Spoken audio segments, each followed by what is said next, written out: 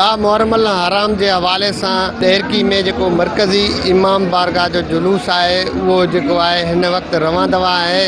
मां तव्हांखे इहो भी ॿुधाईंदो हलां त मुख़्तलिफ़ जायुनि खां निकितल जेके 20 खां मथे ताज़े आहिनि उहे जुलूस उहे जेके इन मरकज़ी जुलूस में जेके उहे बरामद थिया आहिनि। जॾहिं त इन मौक़े ते जेके अज़ादारान हुसैन इमाम हुसैन अलैहिस्सलाम के भेटा पेश करण जे लाइ जेको आहे सीना को भी मातम करे उनजी अज़ीम जेकी कुर्बानी आहे उनखे जेको आहे सलाम पेश करे रहिया आहिनि। जॾहिं त इन सिलसिले में भोटकी इंतज़ामिया पारां जेको आहे सख़्त इंतज़ामात वरिता विया आहिनि ऐं हर ईंदड़ वेंदड़ माण्हुनि जी जाम तलाशी बाद जेको आहे जुलूस में शामिल कयो पियो वञे। मां तव्हांखे इहो बि ॿुधाईंदो हलां त इंतज़ामात जे हवाले सां की स्काउट्स ऐं जेकी आहे हितां जी पुलिस जेकी आहे उन जा जोगा उपा जेके आहिनि उहे वरिता विया आहिनि ऐं हितां जी जेकी सिविल अस्पताल डेरकी जो अमलो आहे उहो बि हिते मुख़्तलिफ़ अज़ादारनि हुसैन के जेके ज़ख़्मी थियनि था उन्हनि खे खणी करे तिबी इमदाद जेकी आहे उहा जारी कई पई वञे। जॾहिं त मुख़्तलिफ़ रस्तनि ते जेको आहे सबीलूं